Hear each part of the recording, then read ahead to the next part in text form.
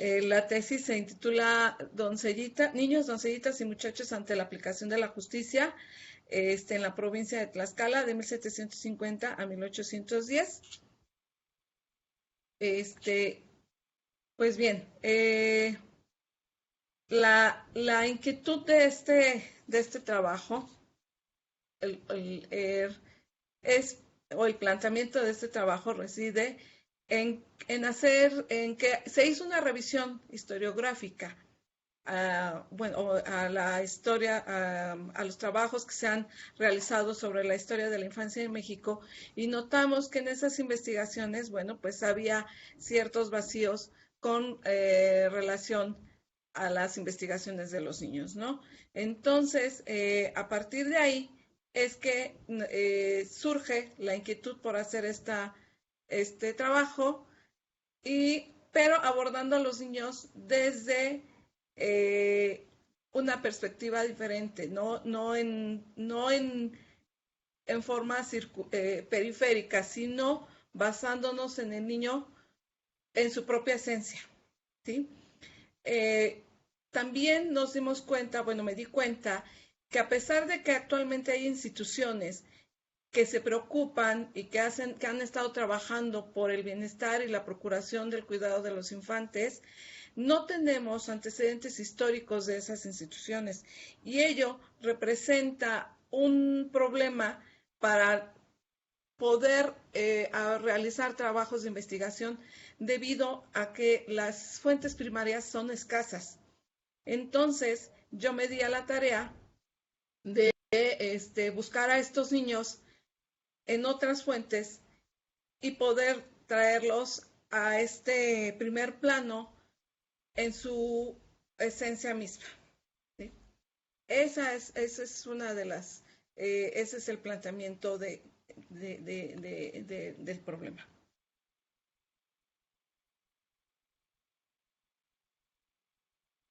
El objetivo entonces de este trabajo es analizar al infante a través de las fuentes judiciales para comprender su entorno social y familiar en la provincia de Tlaxcala durante el siglo XVIII, ¿no? De ahí se desprendieron varios objetivos particulares a partir de las lecturas y de esta revisión, de este análisis de los documentos. Y entonces de ese objetivo o gran objetivo o el planteamiento del problema, tuve que ser muy puntual en los objetivos particulares, ¿no? Y en los principales o lo principal fue analizar y revisar la literatura científica relacionada a la historia de la infancia, también hacer una revisión historiográfica acerca de los documentos, perdón, de la literatura científica regional y lo que se había escrito sobre la historia de la infancia. Y también a partir de eso me dio la pauta para ver que tanto regional, eh, que la historiografía regional se basaba únicamente en, en aportes sociales, económicos, es decir, que se abordaban temas de las haciendas pulqueras, de la Revolución Mexicana, del desarrollo de la industria textil en este corredor Puebla-Tlaxcala, incluso del periodo virreinal. Sin embargo, nos hace falta todavía estudios acerca de la historia de la infancia, ¿no? En el ámbito regional. Y eso es lo que me llevó también a hacer un estudio más eh, detallado en cuestión de la historiografía regional. Luego de eso, me llevó a exponer un balance de fuentes judiciales en el cual podemos identificar a los menores para su análisis y la reconstrucción de su infancia. ¿Por qué fuentes judiciales? Porque como he comentado anteriormente, las fuentes para ubicar a estos personajes son escasas y es complicado ubicar a un niño con voz propia dentro de las fuentes comunes, ¿no? En los archivos que todo el mundo hemos revisado. Si bien los hay, pero no podemos entender su voz y su actuar debido a que están sujetos o dependen de una tercera persona. Entonces, en estas fuentes judiciales que me permitieron explorar y reubicar y reconocer al niño y su comportamiento en este periodo, es que tengo que hacer este balance de fuentes, ¿no? De igual forma, como estoy abordando la parte de la provincia de Tlaxcala, pues es imperante conocer y reconocer el espacio geográfico y administrativo del área de estudio con la finalidad de ubicar y conocer perfectamente los escenarios en donde se fueron desarrollando ciertos eventos. Asimismo, conocer la estructura administrativa de la provincia para poder entender cómo es que se fue dando la aplicación de la justicia y cómo es que se desarrollaban la sociedad y su comportamiento dentro de este territorio de estudio.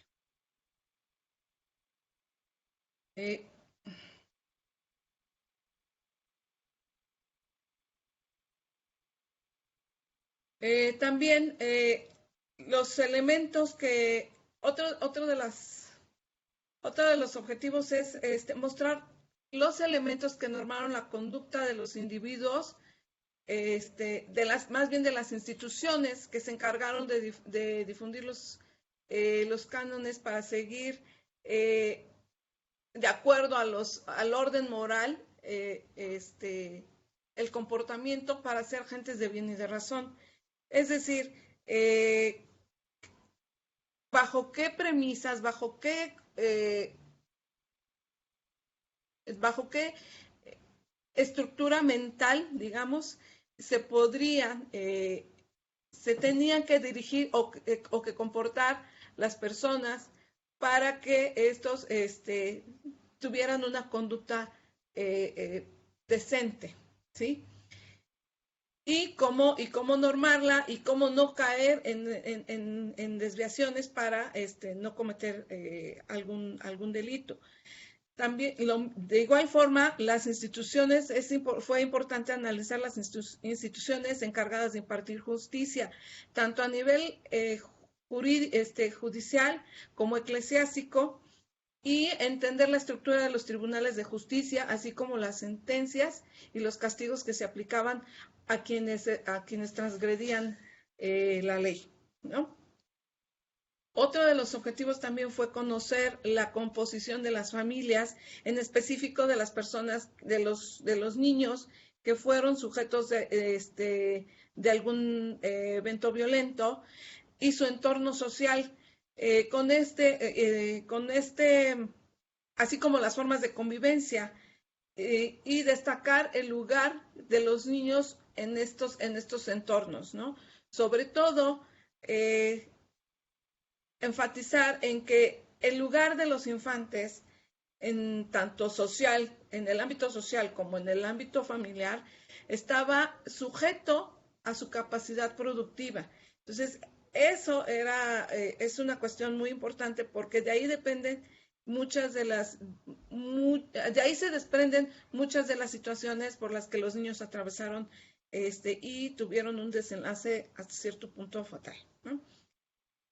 Y bueno, evidentemente tengo que exponer una muestra representativa de los casos criminales más representativos o más relevantes, así como los delitos y los delitos más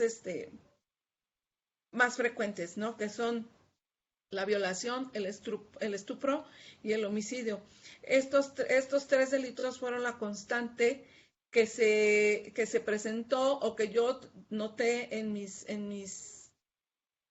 expedientes, y por ello es que están enfatizados en este trabajo. Bueno, pues de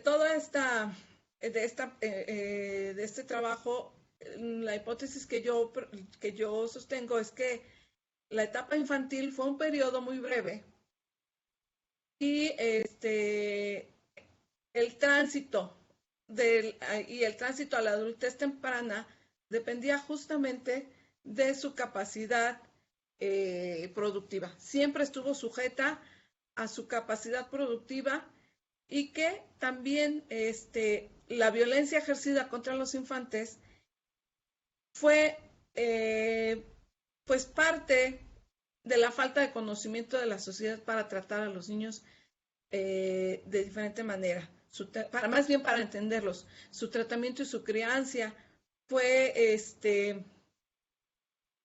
a partir de la experiencia propia y de su propia perspectiva, ¿sí? Por tanto, no se concebía al menor de manera diferenciada de los adultos, ¿no? Esa es mi hipótesis y vamos a seguir con la otra. Bueno, en el capítulo 1, como bien les venía anticipando, trata sobre los estudios de la infancia tlaxcalteca a través del tiempo y se compone técnicamente del estado del arte, es decir, de la revisión historiográfica que hice sobre la historia de la infancia, tanto a nivel nacional como en Latinoamérica, y obviamente, bueno, no podía yo dejar de mencionar a los pioneros en esta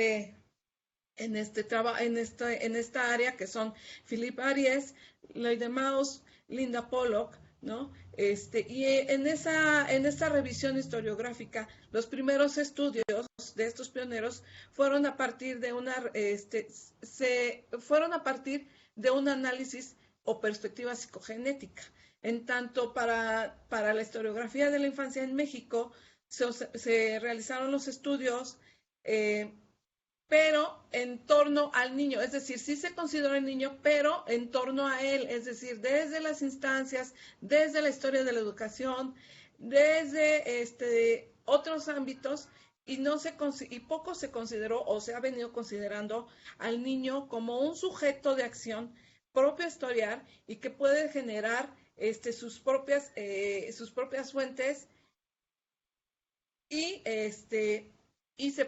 puede tener una voz propia, ¿sí?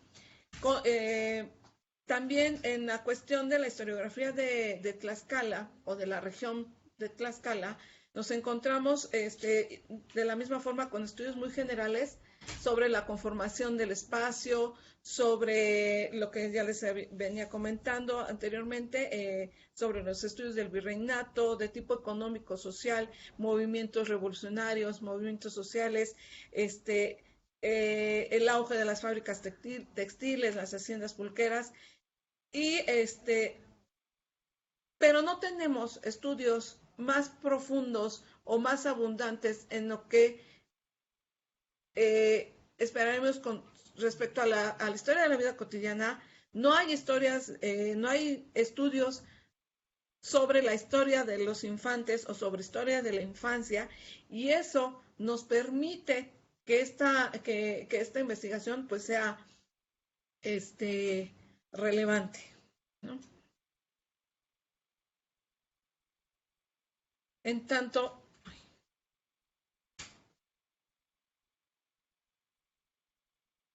perdón, es que no veo el cursor.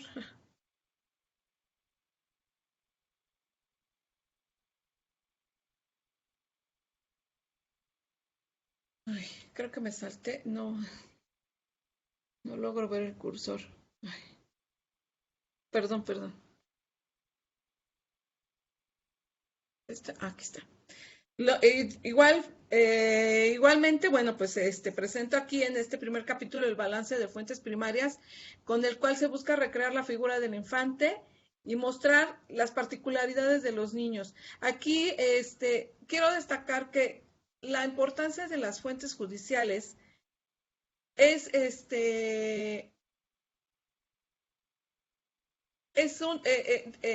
me permitió ubicar a los niños lejos de otras fuentes y con muchas particularidades.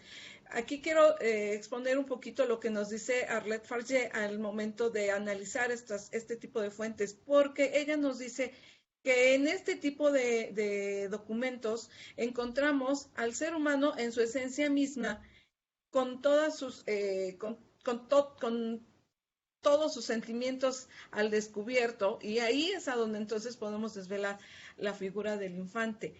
Quizá poco hubiéramos podido imaginar que en las fuentes judiciales pudiéramos encontrar a los niños. Sin embargo, bueno, pues esta es la prueba de que sí hay, de que sí se puede ubicar al infante y de que sí podemos historiarlo desde otras fuentes. Si bien, digo, lo podemos encontrar a través de la historia de la educación, a través de los libros de texto, a través de los cuadernos, de los registros, siempre en esos documentos están sujetos a la percepción de quien los escribe, de quien los representa en esos papeles.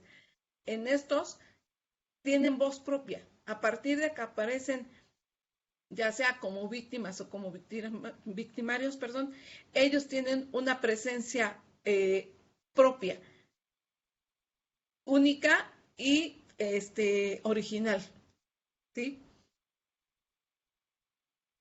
Por lo que el tratamiento de las fuentes para el estudio de la infancia, pues nos revela difícilmente elementos que difícilmente podemos encontrar en en otro tipo de expedientes, ¿no? Aquí sí podemos ver, como dice Arlette Farge, los sentimientos, incluso un tanto de psicología y sobre todo el momento preciso cuando el infante deja huella de su paso en este mundo terrenal. Bien. En tanto, en el capítulo 2, aquí hago se encuentra organizado en tres apartados.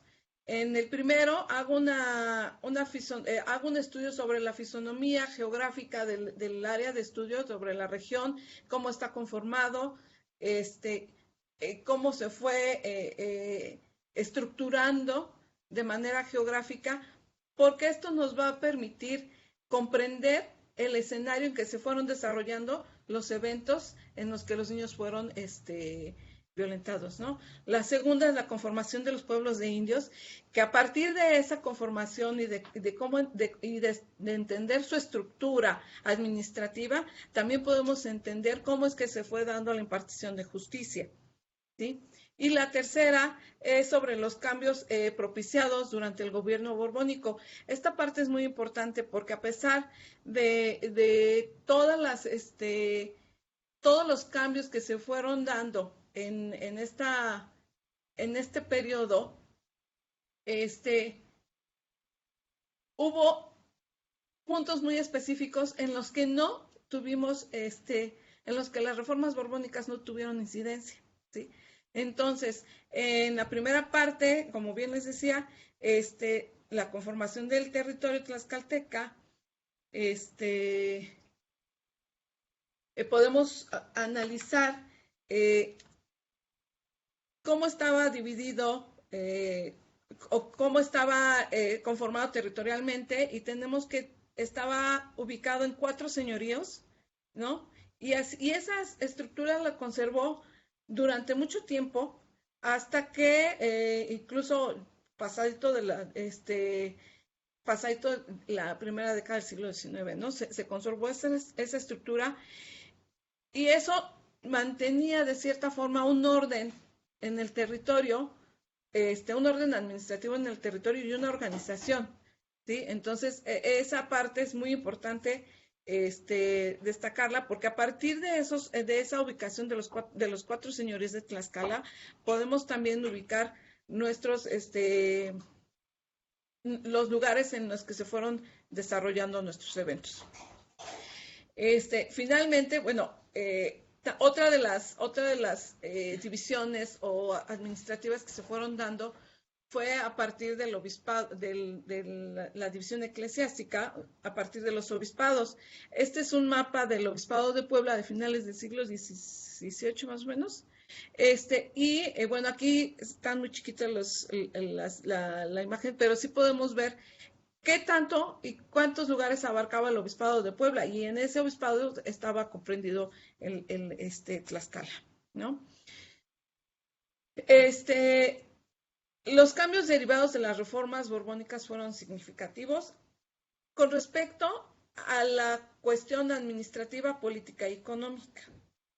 Ahí la intención era centralizar el poder y desde la metrópoli entender, poder controlar toda esa región. Sin embargo, ellos tenían un pequeño problema, o sea, conocían esa región de manera administrativa, pero no físicamente. Entonces a ellos se les complicaba un poco entender todo ese espacio geográfico, ¿sí? Sin embargo, ello no supuso un problema para implantar las nuevas reformas y empezar a poner orden. Una de esas fue, uno de esos consecuencias fue que la iglesia se fuera separando de las cuestiones económicas y que entonces solo iba a tener injerencia a la corona, y se le fue relegando únicamente el poder, las tareas espirituales de sus feligreses. Igual, podemos ver que en la cuestión económica sí tuvo incidencia también, porque se empezaron a percibir más impuestos, y eso afectó de cierta forma a quienes no los estaban pagando, ¿sí? Entonces, bueno, si bien las reformas fueron un cambio significativo en el ámbito administrativo y político económico, en el ámbito social no tuvieron tanto impacto, puesto que no hubo no hubo políticas, por ejemplo, para la educación, no hubo políticas para la beneficencia, no hubo política para velar por el bienestar social de su comunidad. Entonces, los niños quedaban completamente desprotegidos. Si bien se estructuró más bien tenían una estructura judicial que permitía la impartición de justicia, en esa estructura no se consideró que los niños fueran sujetos de solicitar la justicia, ¿sí? Entonces, en esa parte, ahí es a donde notamos que finalmente lo que importaba a la corona era una administración y una centralización del poder, y posteriormente ya vendrían los cambios sociales al interior del territorio. Bien, en el capítulo 3, aborda el disciplinamiento y el control del individuo. Que aquí en este apartado, se tratan los elementos que norman la conducta del individuo y las instituciones encargadas de difundir esas normas, ¿sí? Se abordan las instituciones que imparten justicia, tanto en el ámbito civil como en el eclesiástico. Y entonces, también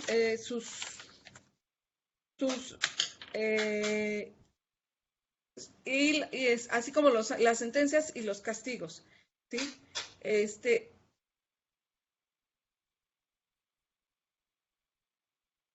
¿Qué tenemos? Que entonces, a partir de los sermones, de una revisión de los sermones y escritos eclesiásticos, podemos observar que las recomendaciones que hacían el clero hacia su comunidad, para que estos tuvieran un buen comportamiento o un tratamiento moral de las personas. También observamos que los niños eran un vector para adoptar las nuevas creencias, las normas morales, y a través de ellos se lograría permear en las siguientes generaciones estas nuevas formas de moralización, ¿no? Incluso del cristianismo. Otra forma de normar la conducta de los individuos, en especial de los indios, era la participación de estos en las tareas religiosas. Ellos los llevaba por un camino por el cual se podrían involucrar y tener un camino moral recto y no caer en tentaciones o en desviaciones del comportamiento. ¿Sí? ¿Me lo estás moviendo, por favor? La diferencia, hay una parte muy importante en este apartado que es la diferenciación del ser pecador o el ser delincuente. Aquí es muy importante destacar que el ser pecador era una cuestión, o en comprender el pecado era una cuestión interna y de intención. Es decir, si yo transgredía a una persona con toda la intención y sabía con plena conciencia de que lo estaba haciendo, evidentemente era yo un pecador. Si lo hacía yo sin intención, bueno, pues ya no pasaba nada porque no lo estaba yo haciendo con intención.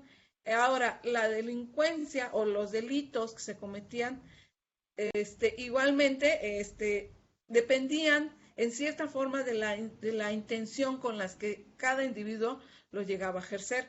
De ahí muchas veces la confusión para administrar la justicia tanto espiritual como de los hombres, porque en algunos casos se alegaba que si los indios en estado de embriaguez cometían algún delito, pues no estaban dentro de sus cabales y no lo habían hecho con intención, por tanto, pues ese delito pasaba de largo, ¿no? Los delitos cometidos prácticamente por embriaguez no eran juzgados, ¿no? Sin embargo, muchos de los indios comprendieron esa situación y ocupaban ese argumento para no ser juzgados ante la justicia de los hombres, ¿sí? De ahí que tuvieron que delimitar y poner límites y hacer que los indios tuvieran mayor entendimiento de este tipo de situaciones al momento de presentarse en la justicia, ¿no? En lo que respecta, a las instituciones encargadas de impartir justicia, tenemos a la Real Audiencia. Esta estaba conformada por dos salas, la sala civil y la sala del crimen. En la sala civil tenía una administración política, estaba conformada por el Consejo del Estado del Virrey. Aquí llevaban a cabo los procedimientos establecidos, desistimientos y decisiones, y tenía oidores de la audiencia, jueces, y ellos tomaban las decisiones intermedias respecto a la constitucionalidad de las acciones. En tanto, en la sala del crimen, ahí se administraba la justicia, tenían una Suprema Corte y tenían un tribunal de primera instancia con alcaldes del crimen y agentes del crimen, y estos se dedicaban a llevar los casos de delitos como asesinatos, incendios, traición, actos delictuosos de los magistrados inferiores, ofensas a viudas, huérfanos, y todo este tipo de casos que yo vengo presentando, ¿no?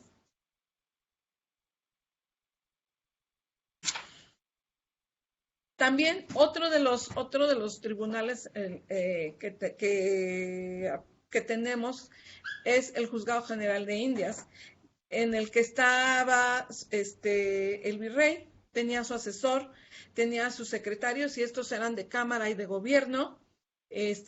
También tenía funcionarios especiales que se llamaban agentes de indios, tenían abogados para los casos criminales y civiles. También tenían procuradores y solicitadores, relatores, notarios, intérpretes y un alguacil.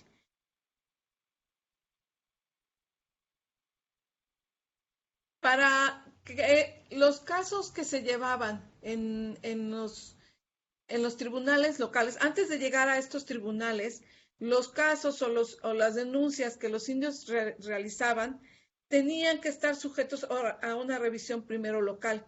Si en esa revisión local se podía dar resolución a sus demandas, no era necesario pasarlo a ningún otro tribunal.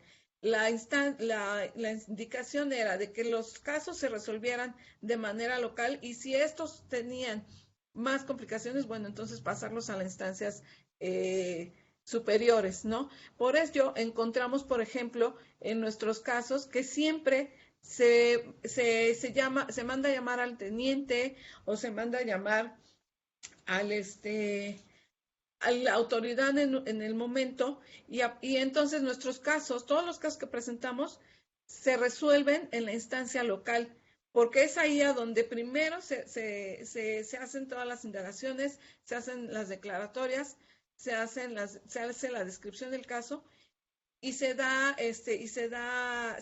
una resolución. Si no se puede, si el caso solicita o amerita más bien que se pase a otro tribunal o a otra instancia, el mismo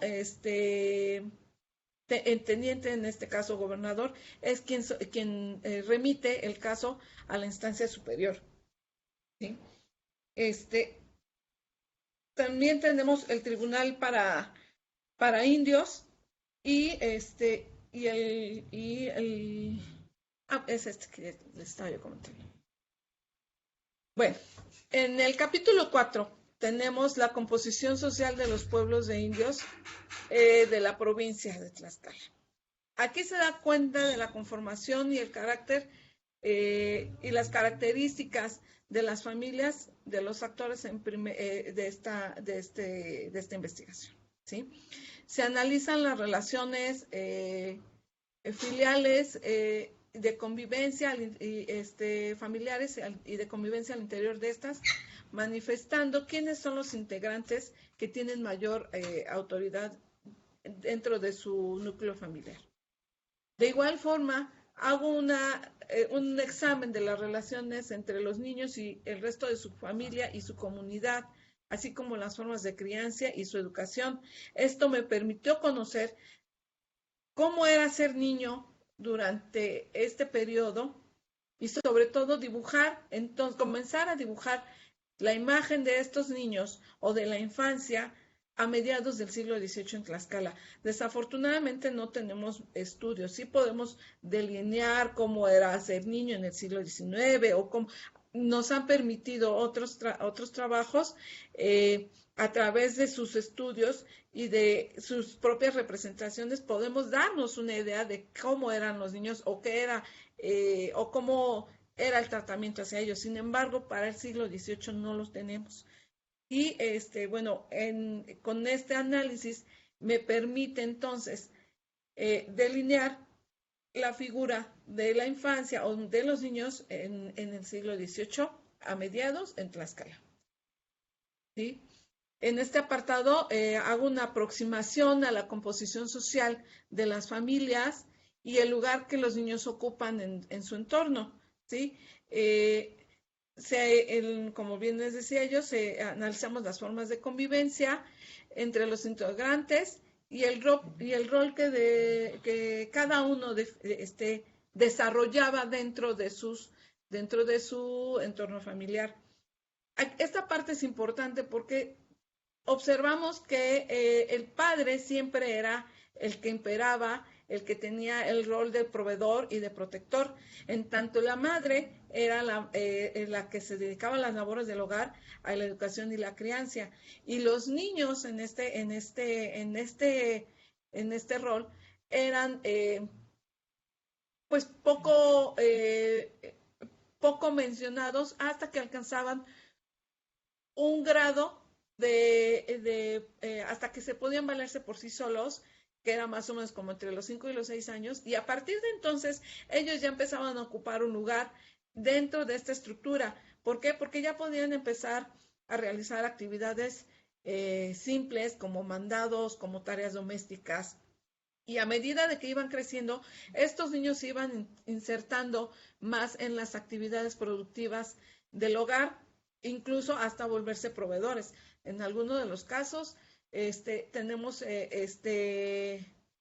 a un pequeño que era el proveedor de su madre con apenas menos de 13 años, ¿no? Era el proveedor de su madre, ya que ella había quedado en estado de viudez y el niño era el que a través de los mandados que le mandaban, así que le mandaban a hacer los vecinos en la hacienda, etcétera, podía ser el proveedor de su madre, ¿sí? Entonces, aquí el niño alcanza un grado de utilidad cuando se puede adquiere una capacidad productiva y puede ser y puede contribuir en la economía familiar, ¿sí?